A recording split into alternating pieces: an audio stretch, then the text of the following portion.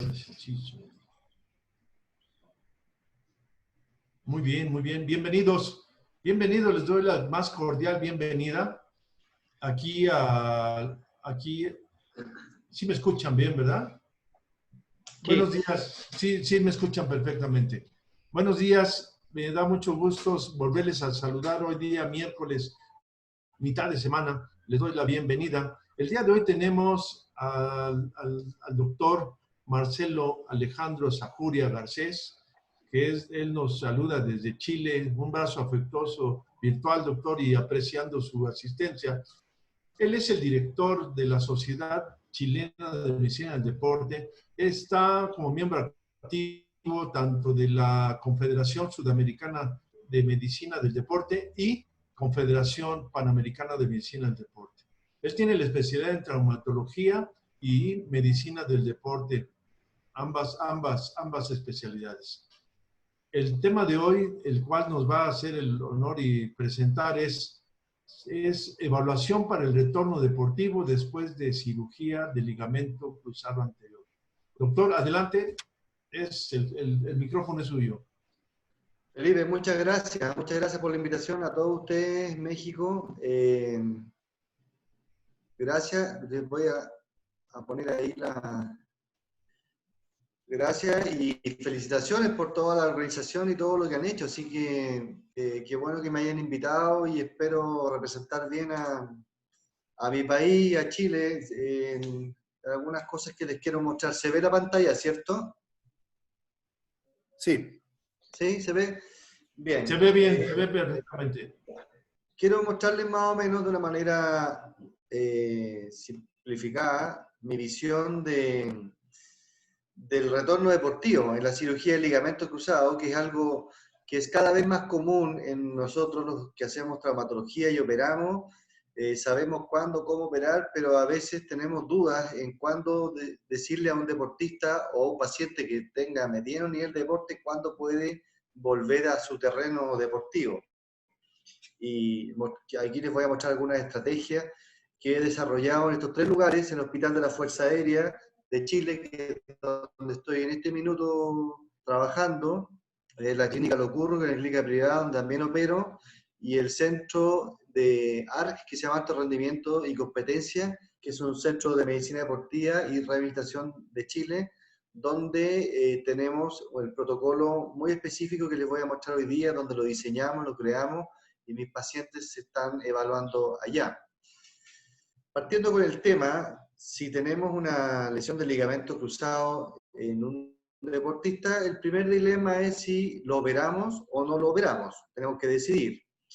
La gran mayoría de las veces, cada vez es más excepcional cuando no operamos, pero cuando tenemos que operar a un paciente, estudiamos y trabajamos en cómo operarlo, cuándo operarlo, qué técnica ocupar, y esos son habitualmente las conversaciones y los dilemas de congreso o cuando preparamos un residente, le estamos enseñando estas cosas.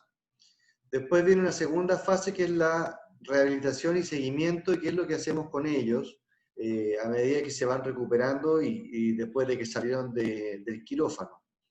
La pregunta es, ¿cuándo lo damos de alta? ¿Cómo lo damos de alta? Si estamos seguros o no de decirle a un paciente, por ejemplo, que vuelva a jugar fútbol, que entre a una cancha de tenis, que vuelva al gimnasio. ¿Qué seguridad tenemos de que no le vaya a pasar algo? Y aquí viene el uso de algunos test o algunas pruebas que me van a cuantificar o que me van a dar cierta objetividad para tomar decisiones. Ahora, si yo hablo de los test, esto lo mostró un médico chileno en un congreso, y de ahí que yo tengo la inquietud. Él estaba en un congreso de 70 traumatólogos de Latinoamérica, y en un momento así de confianza dijo, bueno, que levanten la mano quienes ocupan un test para evaluar el alta en una cirugía de ligamento cruzado. ¿Cuántos de los 70 que estamos acá? Y fíjense, la respuesta fue 0. ¿Ya? De verdad, todos hablamos y podemos pontificar de esto, pero siendo sincero, al paciente después de un tiempo lo damos de alta y no tenemos algo objetivo en qué medirnos. ¿Y cómo lo hacemos? ¿Qué criterio ocupamos? El primer criterio histórico es el uso del tiempo, ¿ya? Históricamente se ha dicho que, por ejemplo, la cirugía del ligamento cruzado anterior con técnica hueso-tendón-hueso o BTV en inglés se da de alta a los 6 meses, el semitendinoso con gracilia a los 8 meses y los halos injertos después de un año. Esto es algo que yo lo he escuchado hace años, probablemente los que estén escuchando aquí también. Ahora, ¿por qué se dice eso?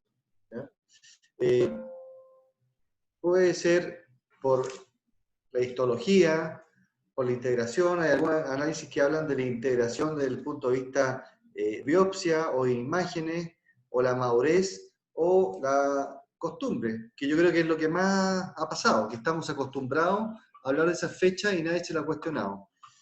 Denme un segundo, que voy a enchufar mi computador, que está con la batería descargándose.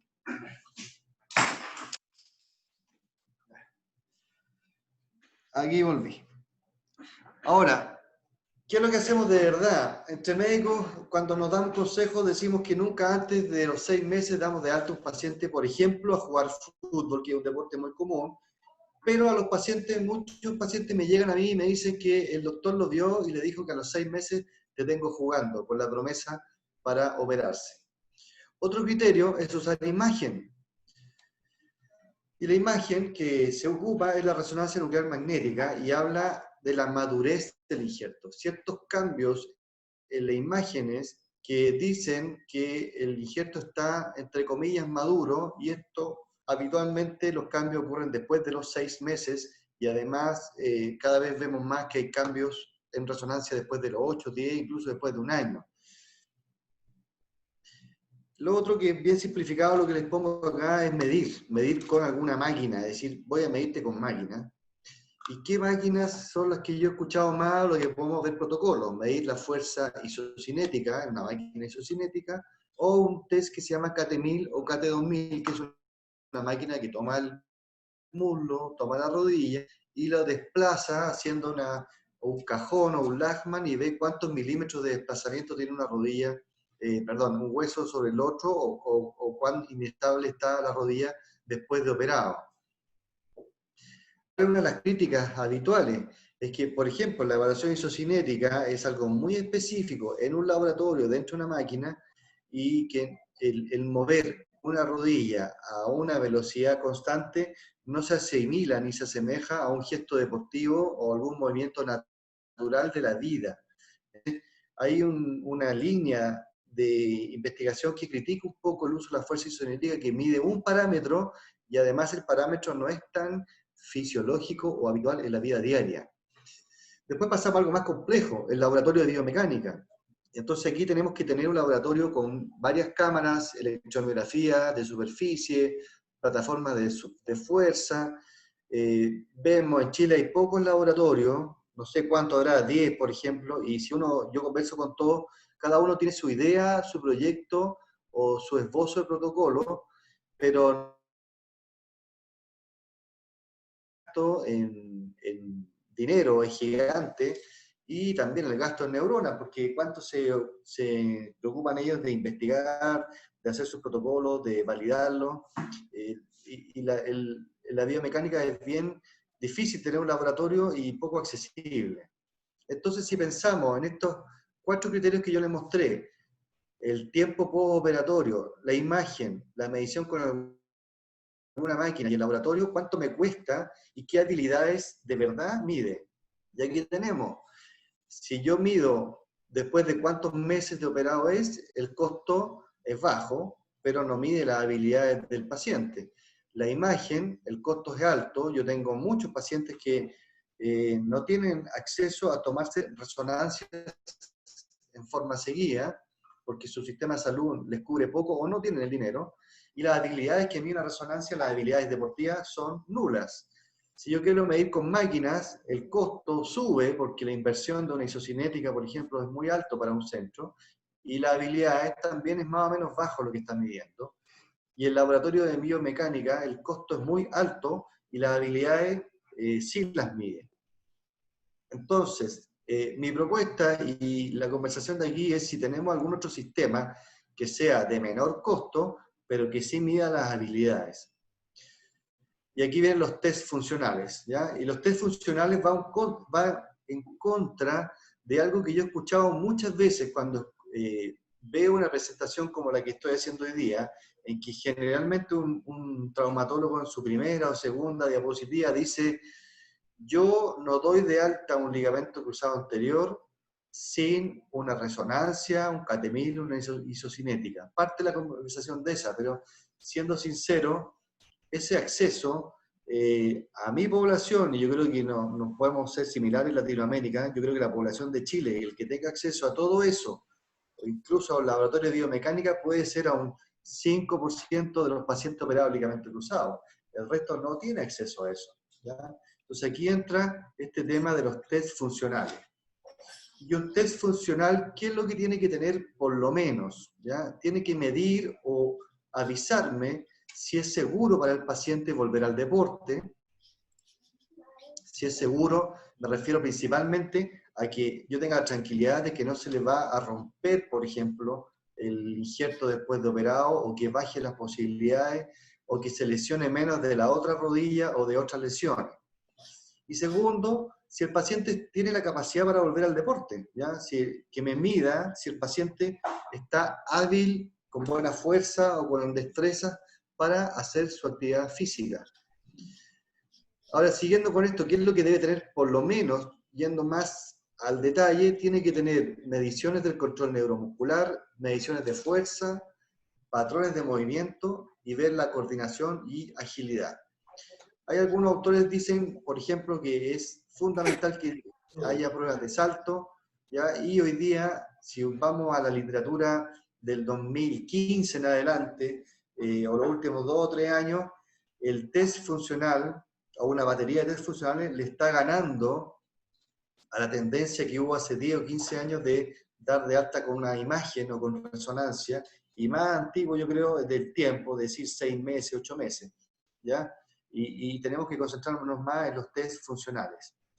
Y este test que les voy a mostrar se llama Santiago Return to Play Test. Ese es un test que hice con uno de los kinesiólogos del centro que yo les mostré, se llama Darío Correa, no sé si estará escuchando Darío ahora, pero nos demoramos muchos meses en ver el diseño de un test que sea fácil, aplicable, que podamos investigar y de alguna manera, una vez que lo validemos, se pueda reproducir, ¿ya?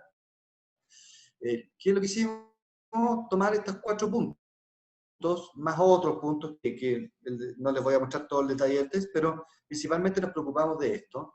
En el control neuromuscular tomamos la prueba de SEP o Star Escutcheon Balance Test, que es bastante común y fácil dibujar una estrella o 3 líneas en el suelo de un gimnasio. El Drop Vertical Jump Test, para eso se filma y se ve la caída del paciente y principalmente viendo el aterrizaje y los ángulos, si están en valgo o no, el aterrizaje de las rodillas.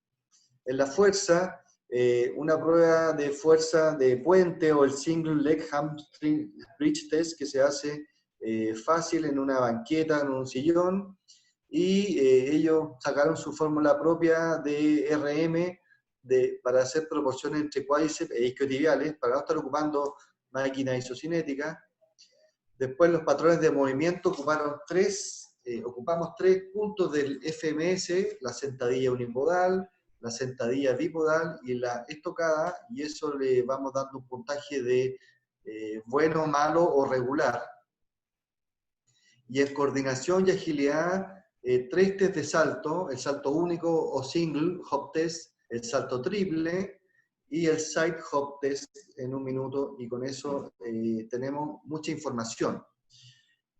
Esta presentación la hice hace 1 año en el Congreso Sudamericano de Medicina Deportiva con 77 pacientes, y fíjense que les voy a contar que en este momento tenemos 123 pacientes y los resultados son bastante similares. Lo que hicimos fue esperar por lo menos 6 meses mínimo a que el paciente esté operado, pasan por lo menos 6 meses y ahí entra a hacerse un test. Se hace la batería completa. La mayoría son deportistas amateur o no profesionales y entraron al test en promedio 8,8 meses después. O sea, desde que les digo, toman la hora, lo piensan, en promedio 8,8 meses la mayoría con la técnica hueso, tendón, hueso. El criterio de alta, ¿cuándo decimos que el paciente está de alta? Cuando tiene, por ejemplo, la mayoría de las pruebas tiene que tener por lo menos un 90% de igualdad con el lado contralateral. Eso, en la literatura, si lo ven, la mayoría de los papers hablan de eso, tiene que ser por lo menos un 90%. La prueba de CEP, en vez de 90%, tiene que haber máximo 4 centímetros de diferencia de distancia, y el FMS tiene que tener todo bueno, ¿ya? ¿Cuáles son los resultados? Si se fijan en cada uno de los grupos, en verde están los pacientes que estaban bien, ¿ya? Un 22% bien en control neuromuscular, un 22% bien en patrones de movimientos funcionales, 46% bien en fuerza y 37% en coordinación y agilidad. O sea, el porcentaje de pacientes que a los 8 meses promedio que llegaron y que estaban aptos era muy bajo. Cuando sumamos todo y pedimos a un paciente que esté apto en los 4 puntos, solamente un 13% está apto. Entonces, ¿cuáles son los mensajes? Que esta histórica idea de que a los 6 meses o a los 8 meses los pacientes están listos y que vayan a jugar nomás, no es verdad. Y esto es lo que ha mostrado hoy día la gran mayoría de la literatura que se está dedicando al tema del RTP o Return to Play, que los 6 meses o los 8 meses eran un mito, porque muchos pacientes están en riesgo y no están aptos, ¿ya? Este test nos entrega cifras medibles, cuantificables, y a mí me da un feedback tremendo, porque el paciente hace el test, se demora unos días en hacer informes, son varias páginas, me lo mandan a mí, se lo mando al paciente, y yo al paciente le digo, en esto te faltó un 15%, en esto estás un 22%, y el paciente tiene muy claro lo que le falta, y además los kinesiólogos o fisioterapeutas le entregan una pauta de 2 meses de ejercicio, en que el paciente tiene que hacer ejercicio específico mínimo esos 2 meses y volver a repetirse el test, y pacientes que llegan con un 71% en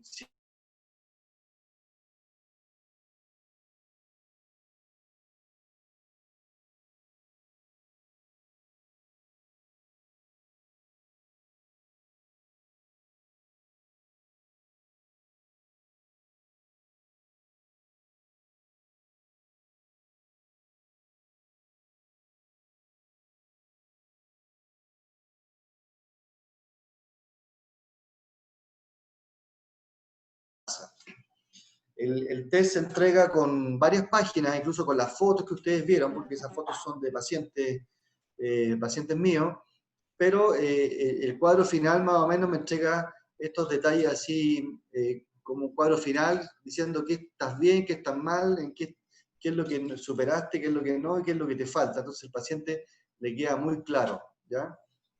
Ahora como discusión, uno que al principio les dije, de verdad no estamos ocupando el test, ¿ya? En general, los médicos, por costumbre, los traumatólogos damos de alta, no hay tiempo, no sabemos, y lo damos de alta después de 1 año, 10 meses, ¿ya?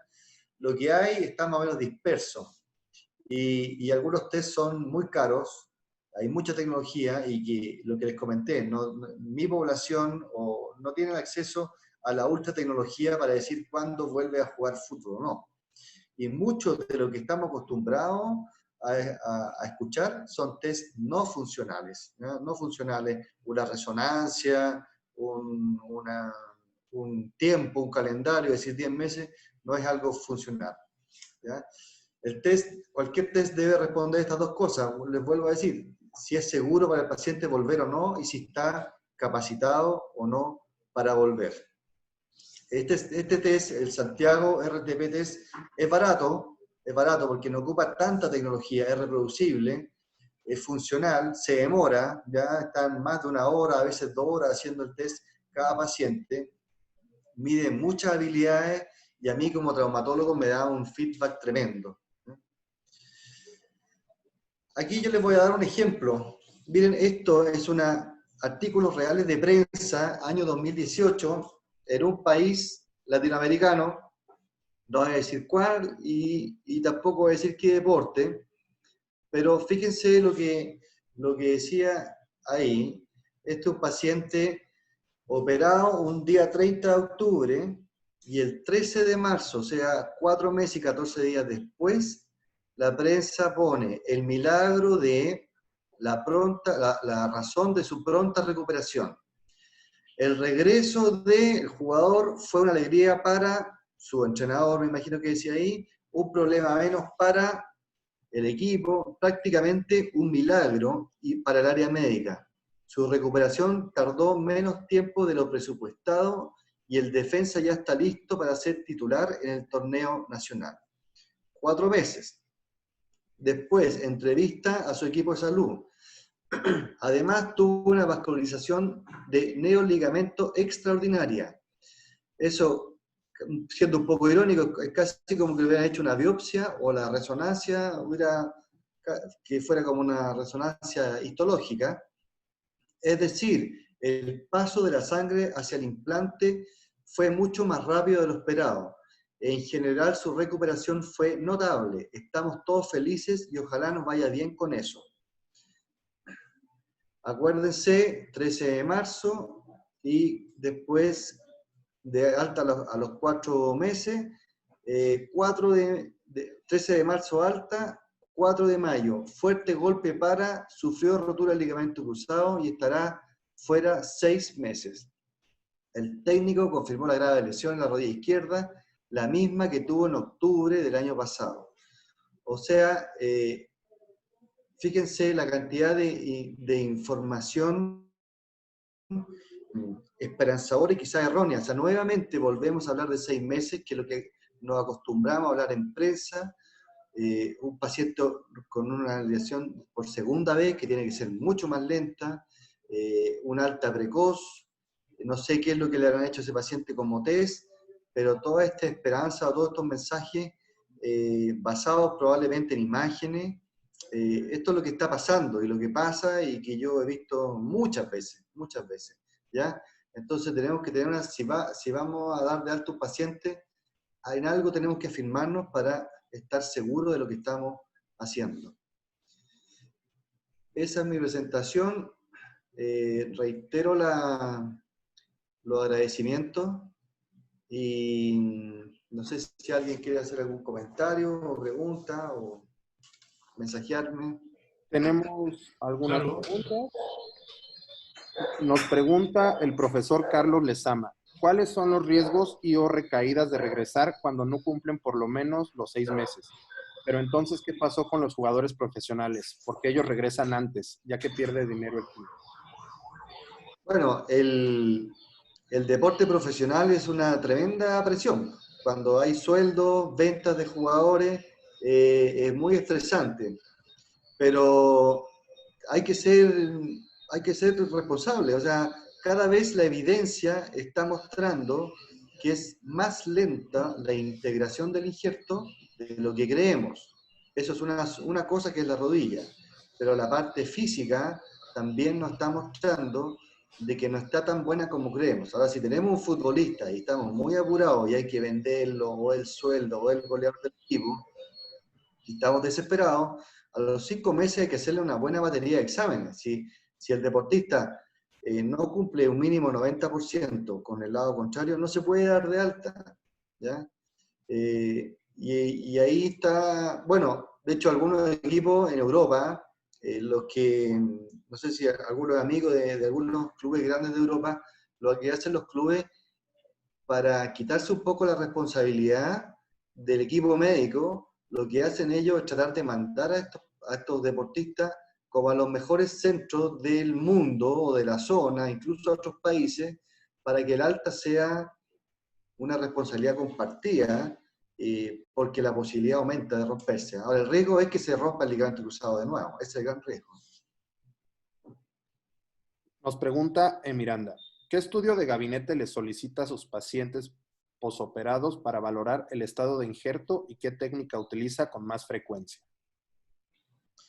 Mira, a mí no me gusta pedir exámenes de imágenes. En general, cuando uno ve deportistas, en la vida real, uno puede ver un deportista, pero en la consulta privada llegan 20 o 30 pacientes que son deportistas amateur. O sea, uno no vive del deportista de élite. Entonces, como tengo un volumen de pacientes en que muchas veces no tienen el acceso siempre a imágenes, yo prefiero no tomarle imágenes, no tomar resonancia de seguimiento.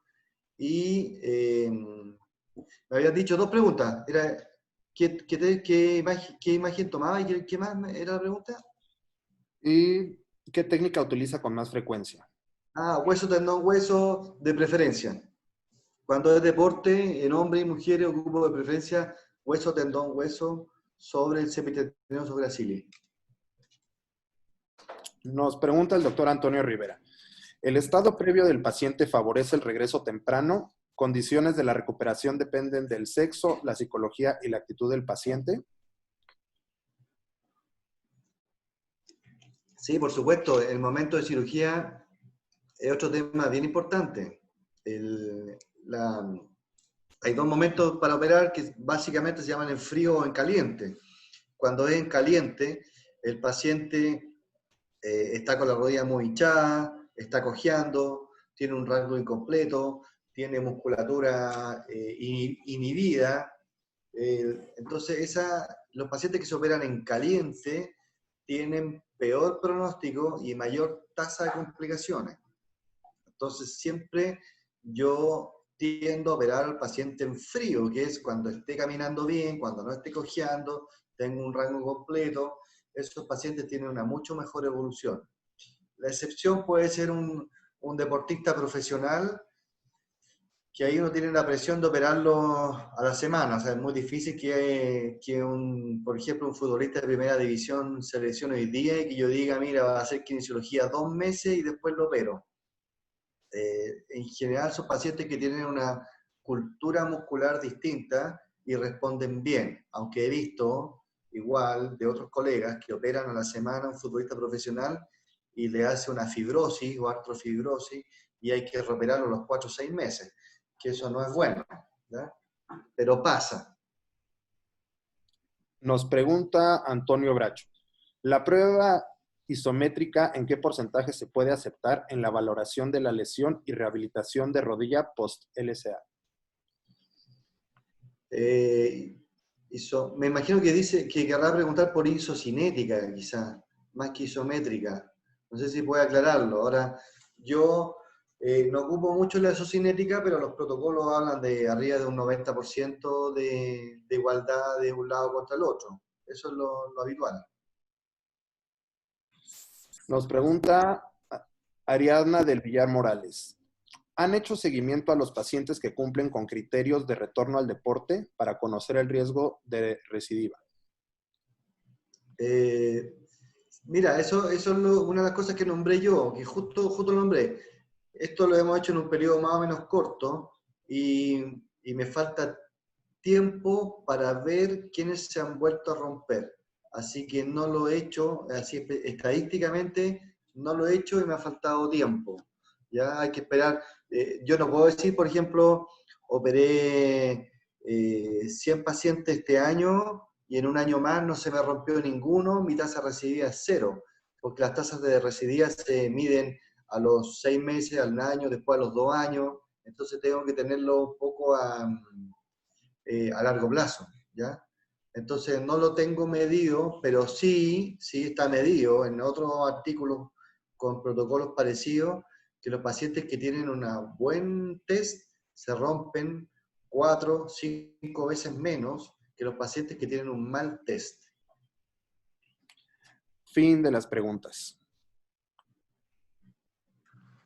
Doctor, muchísimas gracias. Aprecio mucho su participación y de verdad esto enriquece todavía las videoconferencias que estamos programando.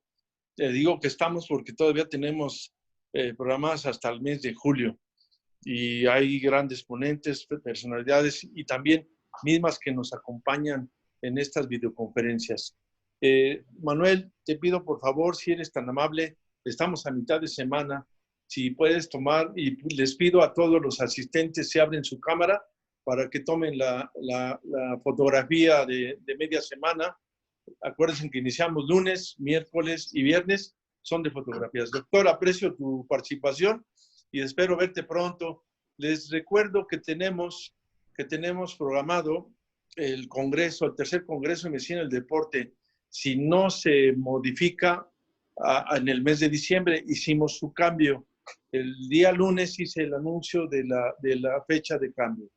Supuestamente se iba a iniciar este mes de junio, el día 25, pero debido a la pandemia que tenemos, tuvimos la necesidad de cambiarlo.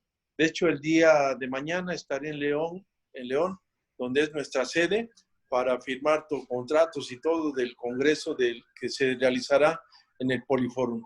Manuel, muchísimas gracias. Doctor Marcelo, aprecio tu asistencia y te mando un abrazo fuerte desde la Ciudad de México hasta Chile. Felipe Antonio, muchas gracias a todos. Saludos, ojalá que estén bien, que estén sanos, que no se enfermen, porque está bien peligroso, por lo menos aquí en Chile estamos en semanas complicadas. Y de nuevo, felicitaciones por la realización y esto que ha sido muy bueno. Espero que hayan aprendido algo, le haya quedado un poquito más claro el tema y la visión, que es bastante personal. Muchísimas gracias. Un fuerte abrazo. Manuel, ¿ya tomas la foto, por favor? Listo, la foto. Tengan un excelente día y mitad de semana, miércoles. Gracias a todos. Listo, adiós. Chao. Adiós.